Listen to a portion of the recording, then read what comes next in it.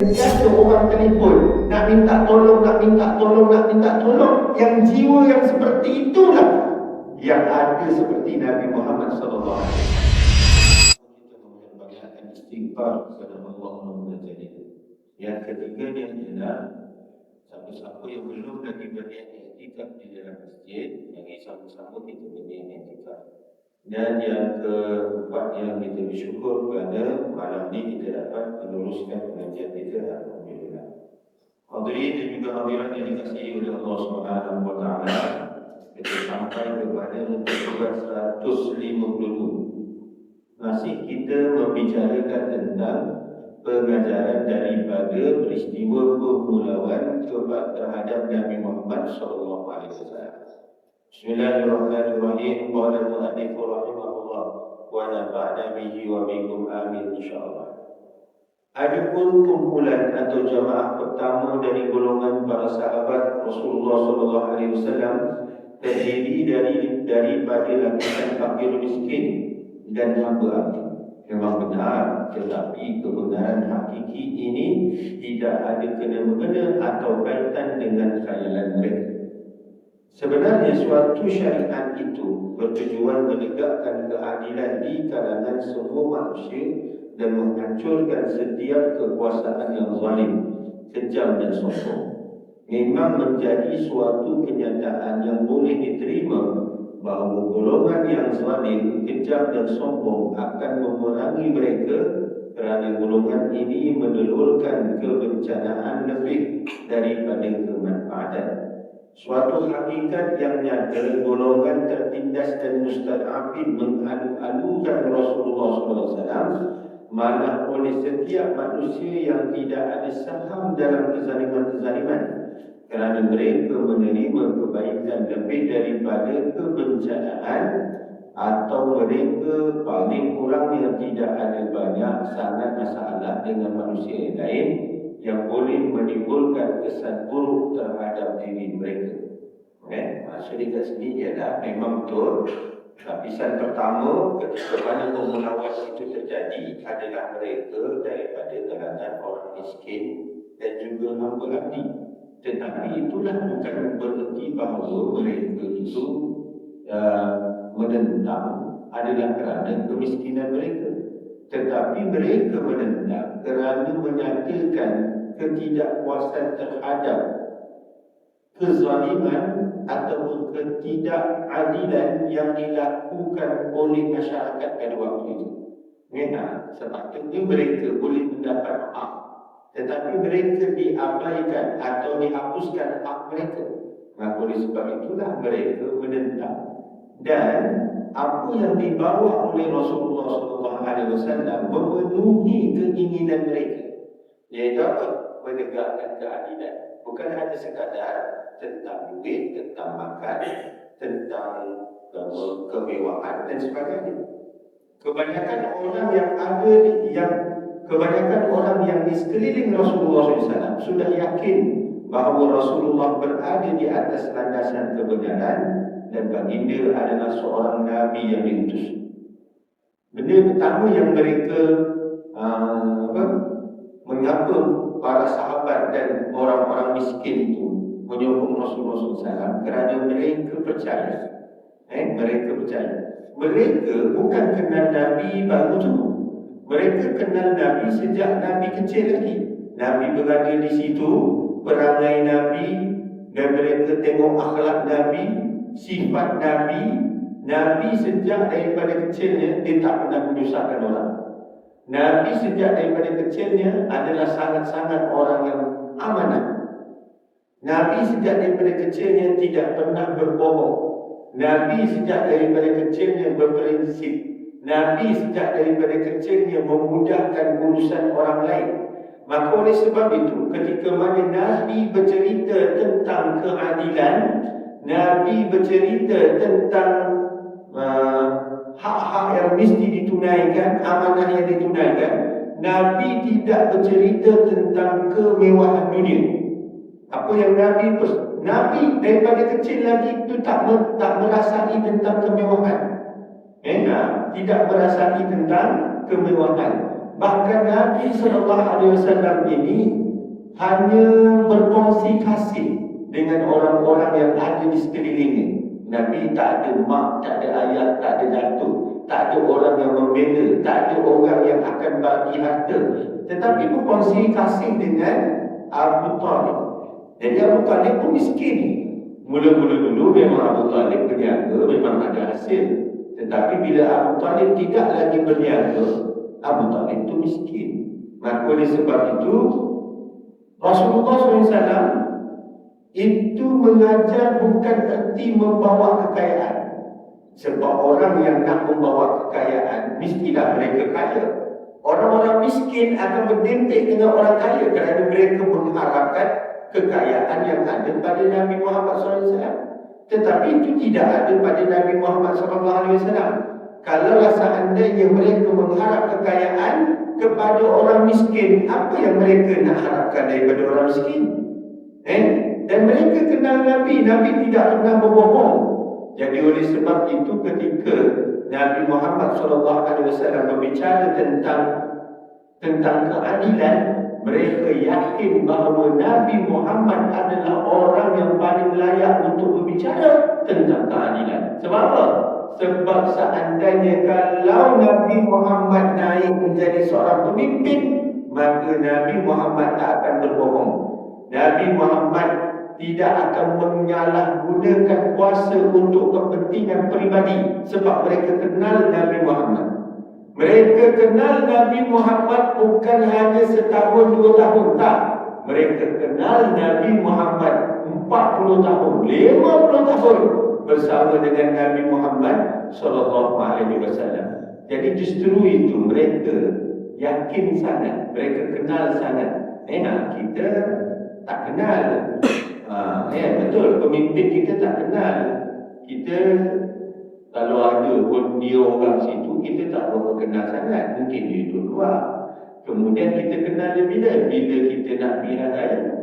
Lepas 5 tahun sekali tukar orang, baru siapa dia tu? Baru kenal. Ini tak, Nabi Muhammad selama hidup dia tak pernah berkeinginan untuk menjadi seorang pemimpin.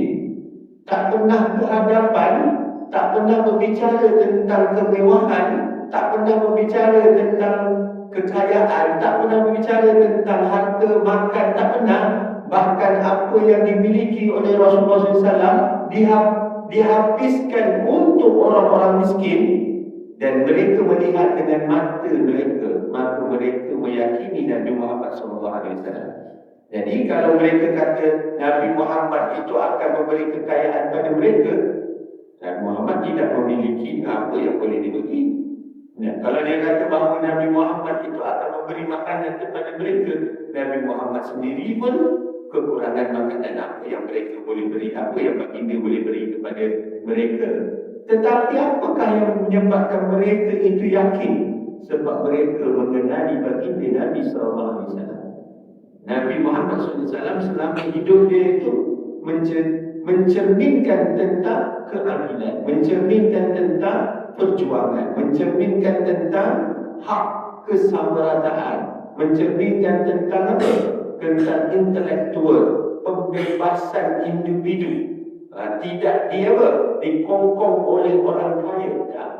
Dan kebiasaannya ada orang yang akan menggunakan isu-isu keadilan, bantu orang miskin dan sebagainya, sebaliknya untuk kegunaan diri sendiri.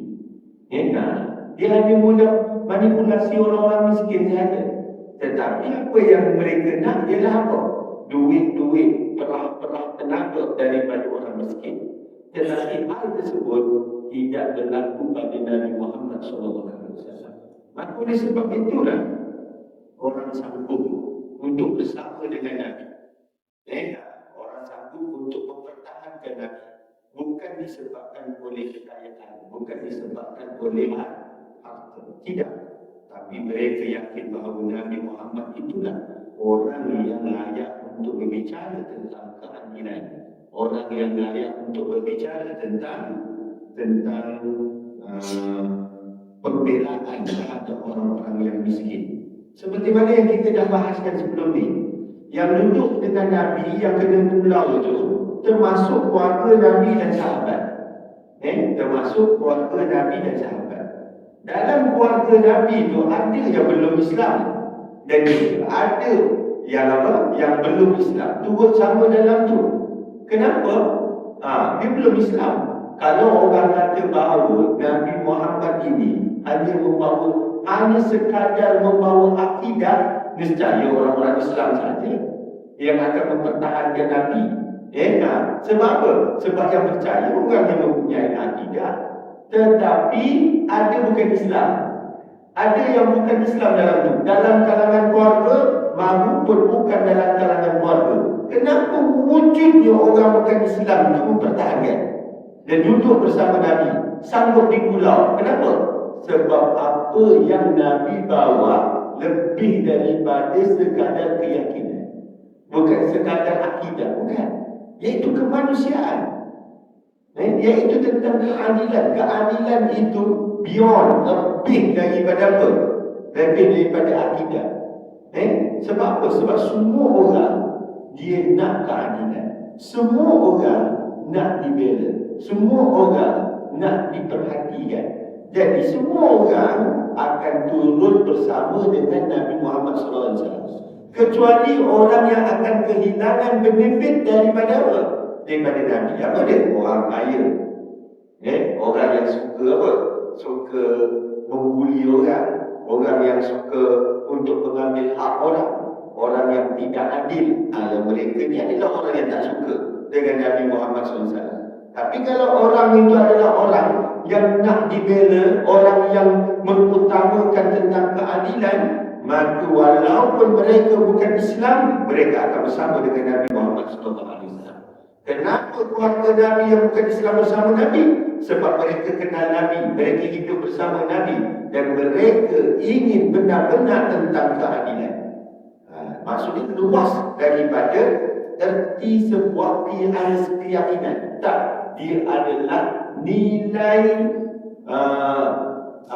nilai antarabangsa, nilai yang boleh semua orang terima, iaitu nilai kemanusiaan.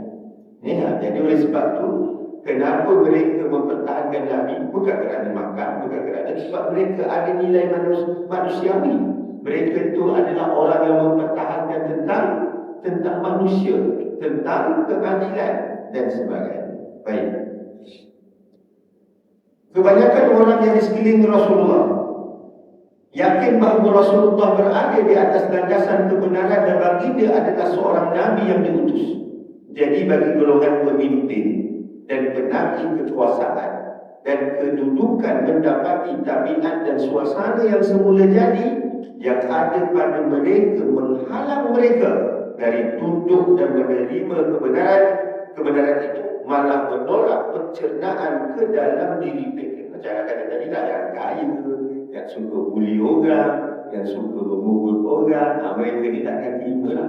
Sebab kalau dia orang terima, dia orang dah tak boleh dapat duit, dia orang tak dapat kekayaan, mereka tak ada pengaruh. Sebab pengaruh yang mereka dapat daripada proses tersebut, memukul, membuli, mengambil hak orang, dan mereka mendapatkan harta daripada proses tersebut. Mereka mendapat kemuliaan daripada manusia melalui proses tersebut. Maka oleh sebab itu mereka tak boleh duduk dengan Nabi. Jadi sebenarnya siapa-siapa yang ingin duduk dengan Nabi mestilah mempunyai pemikiran seperti Nabi. Pemikiran seperti Nabi, akhlak seperti Nabi, keinginan seperti Nabi, baru boleh duduk dengan Nabi. Apa dia? Iaitu jiwa untuk sentiasa membantu orang. Dalam kepala dia nak bantu orang. Saya baru ni sempatlah jalan-jalan. Saya tengok ada orang tu dalam kepala nak bantu orang, sampai dalam jalan tu asyik fikir sebut nama orang tu, telefon orang tu. Sampai begitu sekali.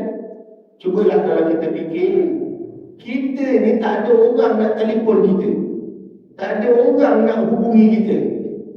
Ustaz ada. Ustaz dekat mana sekarang ni? Saya nak minta tolong Ustaz sekarang ni. Tak ada orang telefon. Adalah ada orang telefon saya. Ada sekali minta tolong. Ustaz kat mana tu? Tolong siapkan pagar rumah saya. Adalah sikit. Minta pagar kat rumah. Adalah sikit. Yang lain-lain tu tak ada. Tak ada orang telefon, tak ada orang minta tolong, tak ada. Kalau ada orang telefon pun, ialah untuk kepentingan peribadi. Duit kita sendiri, harta kita sendiri, yang tak ada kaitan dengan orang. Orang yang ada yang seperti ini, jiwa dia sentiasa orang telefon, nak minta tolong. Yang jiwa yang seperti itulah yang ada seperti Nabi Muhammad SAW. Orang cari dia, maksudnya dia ada bersama dengan Nabi Muhammad. Sebab jiwa Nabi Muhammad ni, apa pun orang akan cari Nabi Muhammad SAW. Jadi siapa yang nak duduk dengan Nabi di akhirat, nak duduk sebelah-sebelah, nak dapatkan kemuliaan seperti Nabi, mesti ada seperti itu. Nabi Muhammad rumah ni sentiasa orang datang, orang miskin datang. Sampai tak ada apa nak diberi, cuma ada air kosong je. Maka Sayyidatina Aisyah kata, ambil air ni, aku tahu kau haus. Bagi air kosong je lagi, dah tak ada apa nak diberi. Tak ada, maksudnya sangat Rasulullah SAW sangat sungguh-sungguh membantu orang. Sampai semua orang datang. Saya ada juga badan kebajikan. Saya tolong orang juga. Tapi bila dah kerap sangat orang datang minta tolong ni kan, kita pun rasa tak selesa. Orang yang buat kerja macam itu je tahu. Ialah semua privasi kita tak ada. Kita tak ada privasi. Sebab orang akan sentiasa minta tolong. Minta tolong ni. Sentiasa. Sehingga nak kata stres pun boleh stres juga. Orang yang ada seperti itu saja memahami perasaan Nabi Muhammad SAW. Orang yang tak pernah dicari oleh orang, dia tak akan ada perasaan mengetahui perasaan Nabi. Tak ada. Dia tak akan tahu. Sebab apa? Sebab dia tidak sama kerja dia dengan Nabi, tidak sama kesukaan dia dengan Nabi. Jadi orang yang nak bersama dengan Nabi ni, mesti kerja dia sama, perasaan dia sama, mesti ada benda supaya dia boleh bercerita dengan orang. Dia boleh bercerita dengan orang yang kita duduk sebelah. Kalau contohnya kan, saya adalah grup baca-baca novel sikit. Grup baca, kita bincang-bincang. Orang yang tak baca novel, tak apa, dia tak baca. Bila kita duduk sama tulisnya, sebab dia tak faham, dia tak baca, dia tak beli kitab. Orang lain bercerita tentang novel tu, dia tak faham. Dia senyap baca. Agak-agak kena 3 kali pertemuan, agak-agak dia duduk tak dalam grup tu. Tak ada dia keluar. Aku tak faham apa dia cakap ni kan. Rasa macam keterasingan. Rasa macam keterasingan. Nanti kalau kita nak duduk dalam syurga, adakah kita akan rasa terasing bila kita duduk dengan Nabi Muhammad SAW? Kalau kita tidak mempunyai jiwa nak berbual dengan Nabi, jiwa yang sama, keinginan yang Nabi untuk berbual sama, maka kita sendiri akan mengeluarkan diri kita. Aku rasa tak layak ini kumpulan ni. Aku keluar lah. Kita sendiri akan keluar daripada kumpulan. Jadi oleh sebab itu, untuk duduk bersama Nabi, mesti buat kerja seperti Nabi, mempunyai keinginan melakukan kebaikan seperti Nabi. Ni sirah ni kita nak kenal Nabi lah. Kenapa Nabi di pulau? Adalah kerana Nabi memperjuangkan keadilan. Kenapa? Apa yang diperjuangkan keadilan? Ialah orang-orang miskin, membantu orang miskin, membantu orang-orang mustaqim, anak yatim. Itu adalah kerja buat Nabi.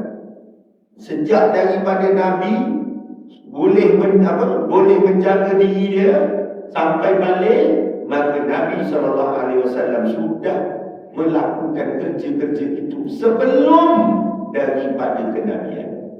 Nabi sudah melakukan kerja-kerja itu sebelum kenabian. Itu membawa maksud bahawa Nabi punya sikap memang suka bantu. Bukan dilantik jadi Nabi baru untuk suka membantu orang. Ada orang dilantik jadi YB baru bantu. Sebab apa? Ada peruntukan. Kalau tak ada, bukan kerja aku nak fikir orang lain. Takut dia dapat duit, dia lah yang buat. Lepas jadi YB dah tak ada dah. Tapi Nabi, kenabian itu bukan YB. Peruntukan, tak ada. Tapi mereka buat kerana apa? Kerana akhlak, kerana keinginan, kerana kemanusiaan. Jiwa dia ialah jiwa manusia. Maka oleh sebab itu, siapa-siapa yang nak duduk dengan Nabi Muhammad SAW mestilah mempunyai jiwa manusia. Jiwa ingin membantu, jiwa ingin memudahkan segala urusan manusia. Oleh sebab itu Nabi Muhammad dalam fikiran dia lah, umatku. Macam mana? Tapi kita tak ada. Ada orang fikir diri sendiri. Ada orang fikir diri dia dan keluarga dia sahaja. Ada orang fikir diri dia dan kawan-kawan dia, keluarga dia tak fikir. Ada orang fikir diri dia, kawan dia dengan keluarga dia. Ada orang dia fikir tentang umat keseluruhan. Itu dia. Baik. Seterusnya, ada pun golongan lain tidak ada suatu alasan pun yang boleh menyekat mereka dari beriman. Sebab itu mereka beriman dan yakin dengan di sini apakah hubungan di antara hakikat ini yang boleh difahami setiap mengkaji dengan apa yang disangka oleh golongan yang seteruk yang profesional itu. Maksudnya golongan yang musuh tak suka dengan Nabi, dia buatlah anggapan-anggapan, khayalan-khayalan mereka yang mereka itu sokong kerana ini kerana itu. Dari segi luaran dia nampak macam profesional, tapi tidak profesional itu. Nampak macam ilmiah, tetapi tidak ilmiah. Adapun perancangan dakwah Islamiah yang telah dilalui oleh Rasulullah SAW adalah bertujuan supaya orang Islam menguasai sumber kekayaan, menawan tempat pemerintahan beraja dan mencabut kekuasaan mereka dengan alasan bahawa orang Islam telah mencapai kesemuanya itu. Demi Allah, sebenarnya usaha ini bagaikan usaha mencantum timur dan barat di satu tempat. Jadi ada orang kata bahawa dia nak apa? Islam ni dakwah berada nak ambil kekayaan, nak dapatkan kemuliaan. Itu macam nak dekatkan timur dan barat, nak cantum timur barat. Ada boleh yang macam itu. Sekiranya kaum muslimin telah berjaya membuka negeri Rom dan Parsi di dalam tempoh yang singkat setelah mereka beriman dengan Allah melalui Islam mereka, apakah ini boleh menjadi alasan bahawa mereka memeluk Islam kerana tamak haloba untuk menguasai tempat pemerintahan Rom dan Parsi? Adakah apabila mereka menguasai negara Rom, adakah mereka akan menghancurkan gereja-gereja? Atau mereka akan ambil harta kekayaan? Tak. Yang pemerintah akan terus jadi pemerintah. Yang mereka nak ialah Islam dapat dilaksanakan. Yang mereka nak ialah Islam yang memerintah. Mereka nak ialah undang-undang bersifat Rabbaniyah, undang-undang yang datangnya daripada Allah. Kerana apa? Kerana undang-undang yang datang daripada Allah dan berlaksananya beriman kepada Allah, barulah keadilan akan dapat dilaksanakan. Bayangkan Sayyidina Umar satu kali yang dapat membebaskan Palestin. Ada dua kali, ada dua orang yang dapat membebaskan Palestin. Siapa? Yang pertama siapa? Sayyidina Umar radhiyallahu anhu. Yang kedua ialah Salahuddin Al-Ayyubi. Dua orang yang dapat membebaskan Palestin. Waktu Sayyidina Umar dia masuk Palestin, siapa? Palestin itu siapa yang ramai waktu itu memerintah siapa? Orang Palestin. Sebab kan Nabi Isa kan asal dari situ. Maka Kristian itu berkembang di situ. Jadi yang menguasai Kristian. Dan kita bila kata perang nak lepaskan Palestin, daripada dua-dua ni ialah dengan orang-orang Kristian. Orang Yahudi tak simpan cerita lah, dia tak ada kekuasaan. Sekarang kita dengan Palestin, kita masalah Palestin dengan Yahudi, bukan dengan Kristian. Apa yang berlaku bila Sayyidina Umar masuk ke Palestin? Apa dia kata? Pada waktu itu Islam memerintah. Jadi yang menyambut dia datang pada waktu itu ialah salah seorang ialah pendiri besar yang ada di Palestin. Pendiri besar. Maka dia ajak ada Sayyidina Umar untuk apa? Untuk sembahyang di dalam gereja. Sebab apa? Satu penghormatan kepada Sayyidina Umar. Sayyidina Umar kata apa? Aku tak nak sembahyang dalam gereja. Tahu alasan dia apa? Kalau aku sembahyang dalam gereja, nanti selepas aku keluar, gereja itu akan jadi masjid. Faham tak? Jadi kalau dia sembahyang dekat situ, pasti akan berubah menjadi masjid. Maka Sayyidina Umar tak nak sembahyang. Kerana apa? Mengekalkan orang tersebut kekal dengan keyakinan dia. Tapi dengan apa dia boleh berubah? Dengan akhlak. Bukan dengan Islam yang memaksa mereka. Sama juga. Orang yang kaya terus dia kaya. Tak ada Islam masuk dalam negara tu, dia ambil hati orang kaya sampai orang kaya jadi miskin. Tak. Kau teruskan kehidupan kau. Cuma kami mahu melaksanakan undang-undang yang berasas kepada syariat dan yang pelaksana beriman pada Allah. Dia bukan hanya sekadar undang-undang saja. Tak. Kalau undang-undang Islam tapi pelaksana dia tidak beriman, dia tak jadi. Dia pasti tak jadi. Malah boleh jadi fitnah pula. Apa fitnah? Boleh jadi pula yang dipandang itu tidak adil. Tapi kalau pemerintah dia beriman pada Allah, tadi pula, cuba tanya siapa-siapa. Tengoklah orang berniaga, bisnes, cari kekayaan. Kalau pergi melancong yang jadi masalah dia, berapa hari melancong? Dia tak boleh tinggal. Malah kalau orang yang kaya-kaya ni pergi haji, dia akan pilih yang paling singkat sekali. Dia akan paling singkat sekali.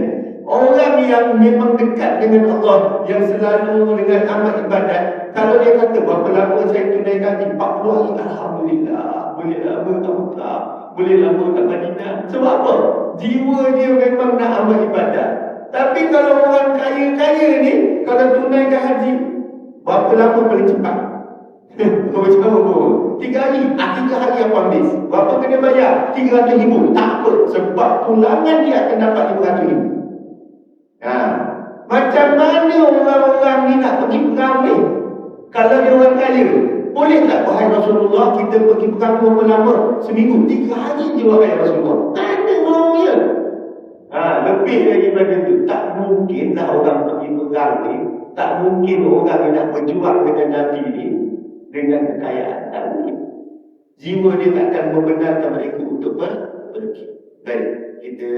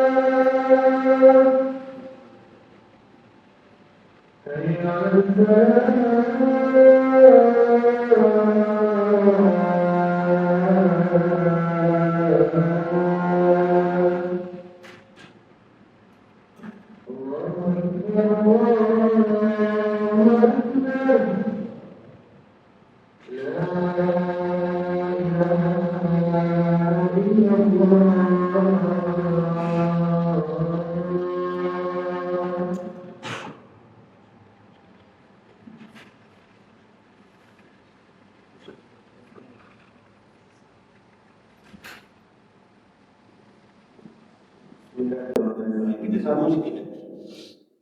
Sekiranya persiapan bala tentera peperangan Al-Qadisiyah. Qadisiyah ni ialah peperangan pemuncak peperangan yang menjatuhkan kerajaan Parsi. Orang Islam lawan dengan Parsi. Siapa ketua dia? Ketua dia ialah Sa'ad bin Abi Waqqas. Sekiranya persiapan bala tentera peperangan Al-Qadisiyah yang dibuat oleh Umar radhiyallahu anhu dan mengucapkan selamat jalan kepada penerusi agungnya Sa'ad bin Abi Waqqas sebagai satu persiapan yang bertujuan menawan gedung Hasanah Kisra, meleleh air liurnya, mengidam dan terlalu bercita-cita sangat untuk menguasai kesenangan dan kemewahan Kisra itu dan keinginan sangat untuk duduk di atas kerusi arasnya, maka sudah pasti Sa'ad tidak akan kembali kecuali dengan bebanan kekalahan dan kehinaan. Kalaulah kerana nak dapatkan kalah, pastikan. Pastikan. Macam mana cakaplah, Amerika nak berperang dengan Iran. Iran ni pasti akan menang. Sebab apa? Bukan pastilah, maksudnya rakyat dia dan juga askar-askarnya akan rela pergi berjuang. Kerana apa? Kerana mereka ada keinginan. Contohnya kan, bila Amerika Trump kata, aku akan letupkan, bomkan jambatan-jambatan semua. Apa rakyat dia buat? Rakyat dia pergi ramai-ramai duduk kat jambatan tu. Apa nak? Nak kata kan? Kita nak tak? Kenapa dia jadi macam itu? Sebab mereka mempunyai keinginan mempertahankan negara ini. Tak tahu orang Amerika, dia nak pergi perang tak? Mereka pun tak tahu kenapa aku nak serang Iran ni. Iran tak serang aku pun, tak ada apa-apa pun. Tapi kenapa nak pergi perang ni? Jadi mereka tak akan bersungguh-sungguh. Sama juga dengan orang yang nakkan kekayaan. Mereka tak akan apa? Mereka tak akan pergi. Kalau dah susah tu mereka balik. Susah sangat dia tak payahlah. Kita pernah selesa lah dekat sana. Kalau dengan kekayaan, pasti akan kalah dengan penuh kehinaan. Tapi kalau orang tu pergi perang tu kerana Allah, mempunyai satu tujuan, aku mesti bawa Islam. Pada waktu tu dia lain. Balik menang ataupun syahid. Itu je. Kita akan menang ataupun syahid. Itu je. Oleh sebab itulah mereka boleh menang. Tapi kalau mereka nak harta, nak kekayaan, mereka akan gagal. Mereka akan kalah. Kalah kenapa? Kalah dengan orang yang mempunyai keinginan yang lebih kuat. Kebenaran bagi keinginan. Siapa juga kalau kita amal ibadah. Amal ibadah kerana Allah biasa. Dia pasti akan menang. Dia pasti akan boleh buat. Tapi kalau orang amal ibadah kerana pujian orang, dia pasti gagal. Dia tak boleh buat. Dia ada rasa berat. Solat rasa berat. puasa rasa berat, semua rasa berat. Kenapa? Kerana yang dia inginkan ialah keduniaan.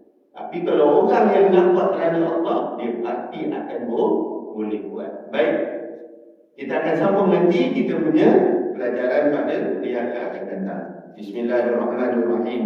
Alhamdulillahirabbil alamin wassalatu wassalamu ala asyrafil anbiya'i wal mursalin wa ala alihi wa sahbihi ajma'in. Allahumma arina al-haqqa haqqan warzuqna ittiba'ah wa arina al-batila batilan warzuqna ijtinabah. Sallallahu alaihi wa sallam Muhammadin wa ala alihi